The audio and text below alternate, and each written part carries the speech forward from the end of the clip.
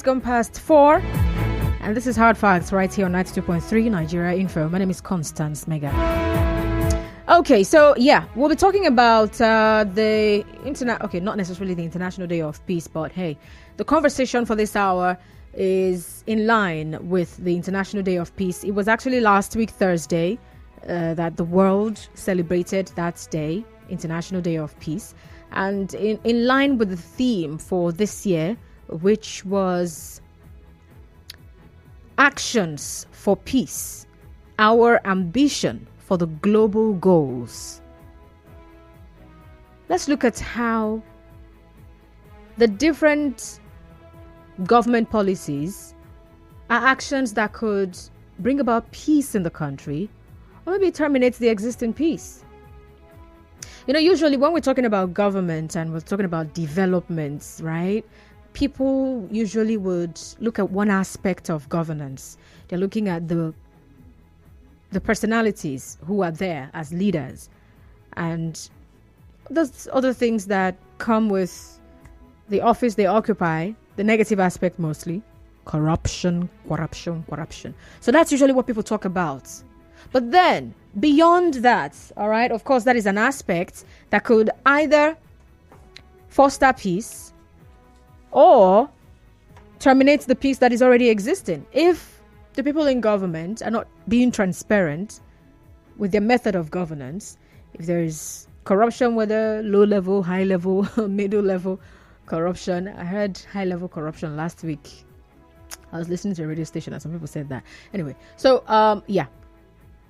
I'm just talking about one aspect, all right, when it comes to governance and what could foster peace in a country. I mean, in a country like Nigeria, before now, when I started the show, I was introducing the topic. I talked about some aspects of our economy that is actually really being affected when it comes to insecurity or conflicts, things that are not bringing peace to the lives of the people.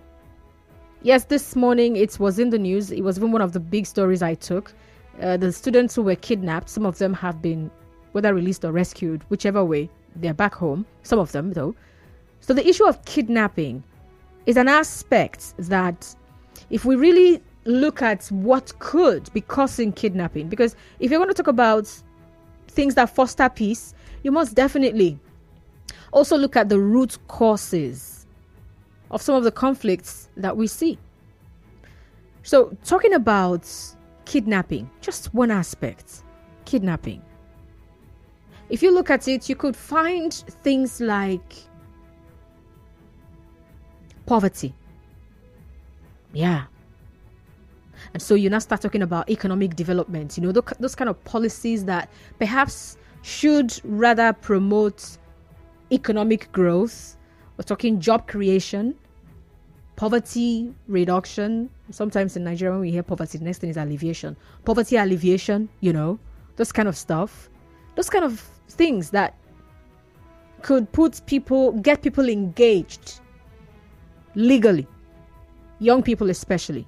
And so they would look away from crime. So what else would you also bring up when you're talking about kidnapping? How to ensure that that's part of conflict is stopped. Okay, maybe not necessarily stopped, but reduced drastically. I mean, if we're being realistic, you can't say stopped. You can actually say reduced drastically. All right? Yeah, it's possible to do that. Another thing now would be education. Yeah, some of those people who venture into crime, who decide to, well, let's kidnap people for ransom, some of them are not educated. Some of them started and they were not able to finish. It was also in the news earlier on where ASU President Emmanuel Osodeke was saying, giving a warning, sort of, that if this tuition hike or hike in school fees that the federal universities have chosen to adopt, if it continues, we will have about 50% or more of the students drop out. Oh, darling, you and I know what that is going to bring about. There are people who want to make that money by any means. They're not going to care whose life is going to be on the line, even theirs. They will not care, because if they can't continue with their education, then they will have to still survive, right? And some people would want to continue with education. They wouldn't want to drop out. But the means to get the education, that will be the problem now. Getting the money to fund the education becomes an issue. So if the government does not have strong policies that would support education, and perhaps even awareness programs that promote tolerance, understanding, and so many other things, then we are going to have a problem, or more problems than we already do have. And now, talking about, I already mentioned awareness programs. That brings us to another aspect of education, awareness. Because we're talking about the root causes of, what's it called now? Conflicts. Yeah, remember the topic actually is government policies, tool for fostering peace in the country. This topic really sounds like a project topic. Oh my goodness. Anyway, back to what I was saying. So coming to awareness, right? That's another angle to education. That's another level. How do people get to understand that, hey, we can all just still be united? You may not agree with what you believe in, your cultural practice, your religious practice, your political affiliation. I may not agree, but that doesn't mean we have to fight. We can still live peacefully with our different beliefs, not agreeing, but then there is still peace amongst us. People need to be made aware of how to go about civic engagement. People need to be made aware of how to be tolerant of the other person, of the other group, of the other of the other group person, yeah. People need that every time. It needs to be ongoing. Because if we wait for these things until perhaps during elections, yeah, I mean, we just came out from one. We're still on it. Supreme Court, hello. And tribunals giving out their rulings these days. But it seems like it's during elections that we start hearing all those things about be tolerant. Yeah? Don't engage in this. Don't carry ballot box. Don't fight one another. Let's live together. One. And oh yeah, next time we're going to hear that, it's going to be Independence Day. Yeah, we'll start hearing songs like that as well. So we need more of those kind of stuff. If we will help peace to thrive. I was about to say if we will maintain peace. But then it just occurred to me that we might not necessarily have to maintain it at the level we have it. We might just need to help it grow. Because what we have is not enough. No, the level at which we're going in the country right now, it's not enough. River State, one of the Niger Delta states, oil producing states, we know the level of, or live in Port Harcourt where similar thing is good and fine and nobody's pursuing you. But there are communities in the same River State where people can't even go back home. Because boys have taken to criminality. Why? No jobs for them. And some of them are actually, not being truthful to themselves. They're choosing not to work. But they also look at the environment where they live, and it's like they're not seeing the things they expect. Some of them perhaps may have sat down to, get some level of education on how much oil do we actually produce from this place. So if we produce this level of oil, so how much should be coming to this our community at least? So what should our community look like at least? And then they are looking and they're not seeing that. Oh, young people and their hot blood. Some of them just get mad. I feel like the elders in the village are not talking. Rather pursue everybody. I'm not making a case for anybody, but then I'm just of some conflicts that we experience in Nigeria. But back to the question I have for you. Is there any particular government policy that you think is contributing more to peace in Nigeria? Could there be an aspect of what the government has put in place that you feel this one is the one that is actually helping better? If they would just continue in this light, then we would get better by the day. And the second question is, how else can government policies tackle the root causes of conflicts in Nigeria? I've mentioned some of the root causes. You might as well add to that. All right, so do well to send me a message via WhatsApp to 0809 030 6416. 0809 030 6416. Well, of course, right, that would contribute to peace. One of the things that that would really help is implementation, because if we have policies, because we actually do, if we have policies, just like sometimes people will say, oh, the law is not in, the judicial system is blah, blah. It's implementation that is usually the problem. Monitoring, attention to some of the challenges in Nigeria. I'll be right back, though. Guy, where una dey see all this time, credit and data, buy this?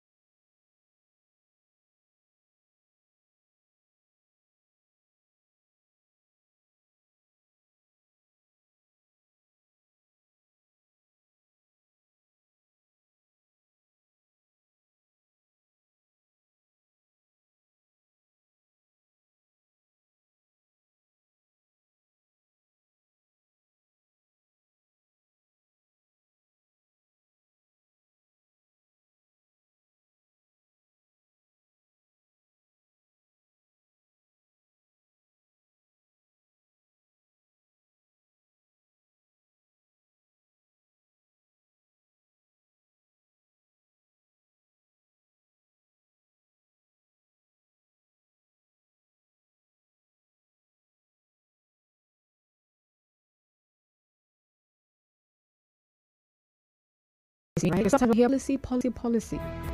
What do you forget the exact meaning of vision? That could be by a business organization, or perhaps a political party. So it's more like a guideline. This is more like, okay, this is how we're going to run this is how we're going to run that for good outcomes. For good outcome. All right. So right now, joining me for conversation we're having is a policy analyst. I told you for now. Tijani Bolton-Akpan of Policy Analyst. Good evening, sir. Welcome to Facts. Good evening, Constance. Nice to hear again. Yeah, sure. All right. So let's start this way. First of all, I've actually outlined some of the, root causes of conflicts in Nigeria and all that. But what would you say? Of course, Nigeria, the government has a lot of policies for different aspects of the economy. All right. But what would you say is the biggest issue with seeing those policies come to light and actually bring about the needed results in the country? Thank you much. I think that we do suffer from a lot of policies in Nigeria. More often than not is that they actually follow the framework the same, but implementation is where the fire usually meets the road. And often in implementation. For one thing, it is very rare and fascinating that one government that is very committed to its own policies. So you see every now and then government actually put in place very elaborate and ambitious policy framework, right? But they do not actually match framework with action. Sometimes it is not just about writing this policy paper. If you know a law, we have a lot of law legislation at different levels of government, National Assembly, the state, even at the local government level, you have laws and and frameworks like that. You also have policies that are properly so-called, which are ideas on how things should be done within a particular context during a particular time and in certain specific situations. So these are there in almost every aspect of our national life. Whether you want to refer to environment, we have policies on environmental impact assessment, we have laws, the Environmental Impact Assessment Act, we have laws on climate change, for instance. We have laws in different aspects on oil spills and so on. These are the regulations there, these are policies. If you go to agriculture, we say the gamut of laws and policies. You go to transportation, the same thing. Aviation, the same thing. You go to health. We have the National Health Act and so on. So policies are not really the problem. The laws are not really the problem. That's no problem. What usually becomes a challenge in Nigeria is matching those policies with enough resourcing. So that's why I say putting your money where your mouth is. Where the policy is the mouth now. How much are you investing in ensuring that policy actually, delivers the needed development outcome? So you go to the budget, for instance, which in itself is a policy. In fact, the budget is the most important policy document, right? Yeah. How much are you putting in the budget to ensure that, these desired policy outcomes come to pass? When you say that this is your policy priority and you do not budget to match that priority, then it shows that your commitment is just a lip service. So this is what we've been having in Nigeria. And it's not just about a particular administration. Going from the military era to the current democratic dispensation. We've had so much paperwork commitment, to development outcomes that not translate, to resourcing, financing, and even to implementation. That thing is called enforcement. So when you make policy and not enforce, you say, if someone does this, this is what is going to happen. And then someone does it the first time, nothing happens. They do it a second time, nothing happens. They do it even a third time, nothing happens. So it becomes a norm that breaking that particular law or violating that policy becomes a subculture or a norm.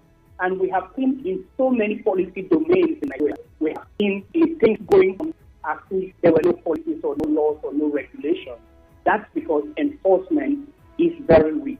So financing of our policies and enforcement of these policies is a very real weakness we have to deal with. I'm talking about for country. Policies for country to development. Yeah. So if these policies are not financed, not properly resourced, and they are not properly enforced, then they can translate to development outcomes.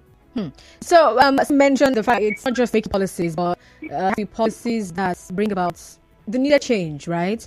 It brings me now to the recent one where government chose to stop subsidy, for petrol, and we're all seeing the resultant effect of that. All right. So now, here's what I want to know: when it comes to implementing policies, which one takes precedence? Is it the poll or? I don't know how to say this, but I hope you get what I mean. Yes, I get your point. So this has been that quandary between people and people in a very serious economic conversation over the past century, and for good reason, because the economy exists for the people, right? Yeah. Now, if you want the economy, okay, the people have to go in the center of your policy decision making. You do not just grow the economy and then you have striking work and make sure that and like we say in development parlance, that growth doesn't lift all boats. That is to say, you have a wave, right? You have a wave on the sea, but that wave, some of the boats are up on the crest of the wave, while some of the wave is in front of the wave, and they are of sinking. So in economic terms, you say that it does not lift all boats. So some of the policies that have been made have not been able to lift all the boats, as it were, all citizens. And, we're talking about the Sustainable Development Goals, which is the rallying cry of development across the world from 2015 to 2030. Yeah. The global goals, a payoff line for the global goals is leaving no one behind. The idea is that development is going to be all-inclusive, carrying every segment of the society along in such a way that you do not take decisions about a particular constituency without that constituency being front and center of that decision-making process. So what we have seen in the specific instance we have cited is that decisions were made without bringing the ordinary citizens of Nigeria who are the receiving end into the decision-making room. And that's the reason for the entire confusion we're seeing in the fuel subsidy saga. So these were the people who are feeling the bite, of the fuel price. And over the years, the corruption in that sector had bitten, so deep into Nigeria's public resources. The coffers have been more like empty, in the bid to pay for a subsidy that nobody knows whether it exists or not. And here we are talking about removing it or not removing it. So the long and short of this is that citizens should be at the center of economic decision making, and growth should not just be growth of the economy for its own sake. It should be growth that is development oriented. Yeah.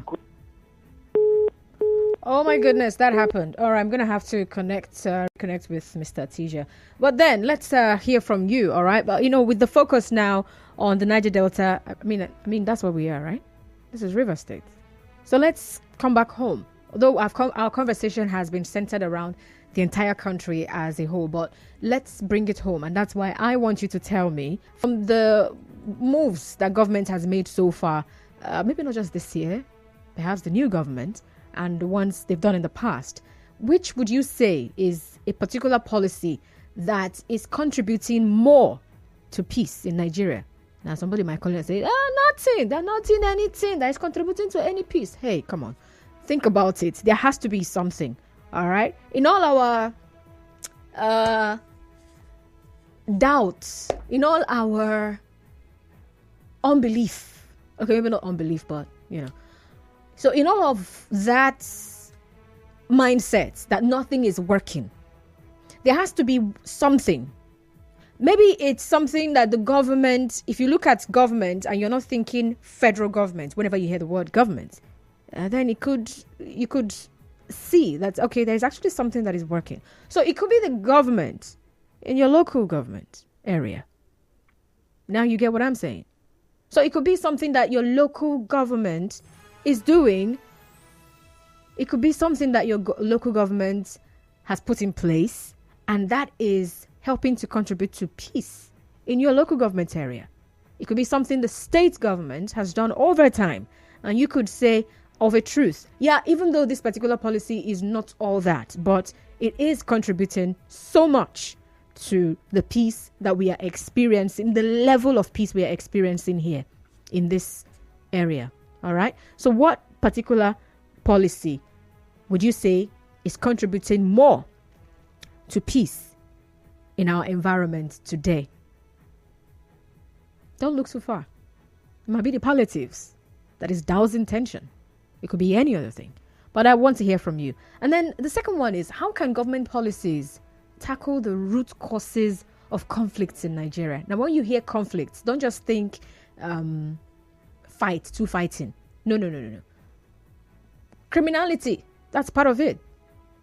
Those other agitations that people have that they may not necessarily be carrying guns and cutlasses and, hitting the streets to express. It's also a conflict of some sort. Those agitations of, we need to find our way. Everybody go their way. So how can government policies, perhaps you could give an example of a particular government aspect of the economy, and you say, if the government has a policy that does this in the education sector or does this in the health sector, it will help to tackle this particular problem in that sector. All right. So let's hear from you. How can government policies tackle the root causes of conflicts in Nigeria? All right, the numbers to call are 0817-923-0002, 0817-923-0002, or 0817-923-0007. I'm also taking messages on WhatsApp and, of course, on Facebook. But, hey, for WhatsApp now is 0809-030-6416. Then for Facebook, head on there. It's Nigeria Info 92.3 PH. Let's hear from you. And please do remember, when you call in, we're having a civil conversation. We're discussing peace. So be peaceful in your conversation, in your comments. Thank you. Hello, I am Braid. Yes, thank you very much. I think for me, let me narrow it down to River State. Yes, when you look at the insecurity issue, come to 2007, we have a very serious crisis, insecurity in River State.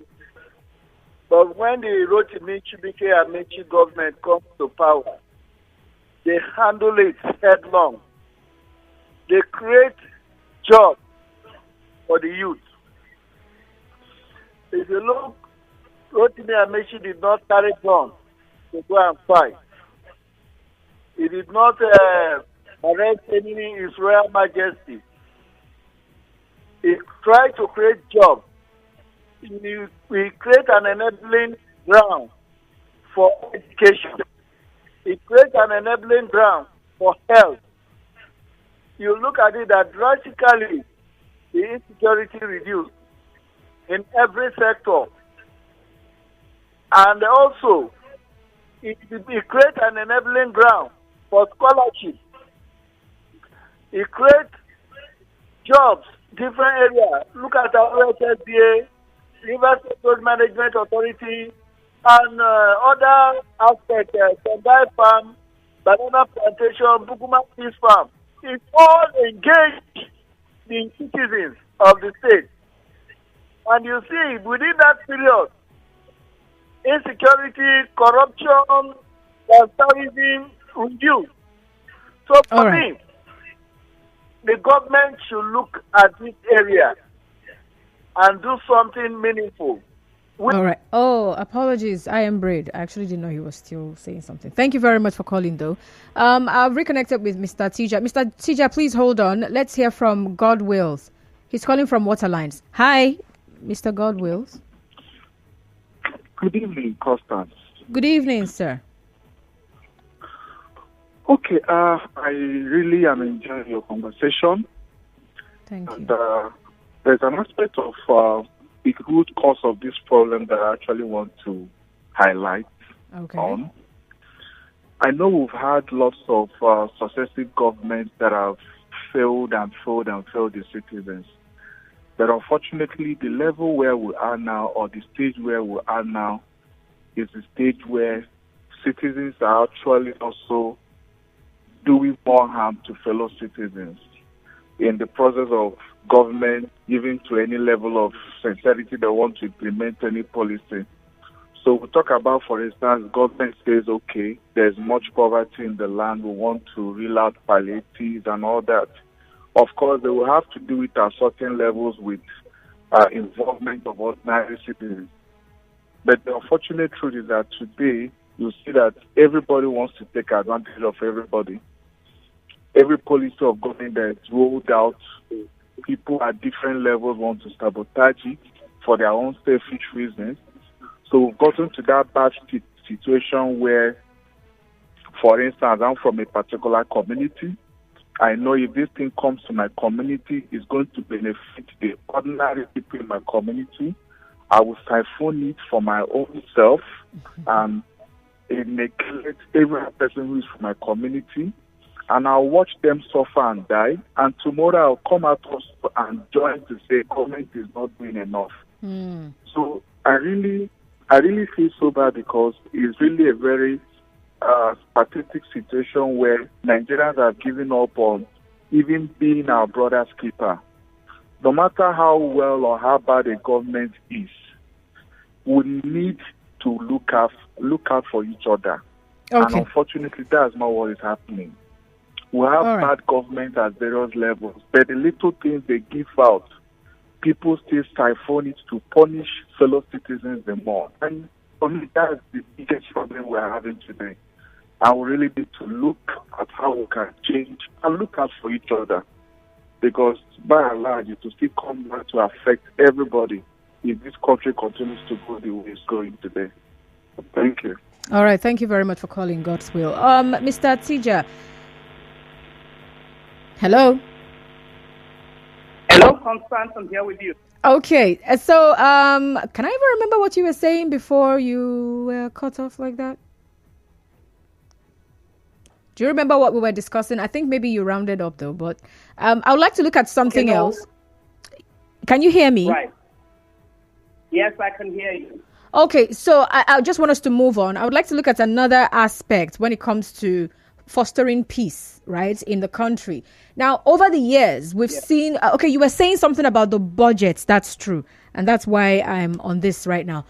So over the years, we've seen the government allocate so much to the defense and security sector as against something like education, health, all right? And then there's been that debate over the years about how much the government earmarks to the education sector in the budgets. And this past administration earmarked much more than before for the 2023 budgets, right, for the education sector.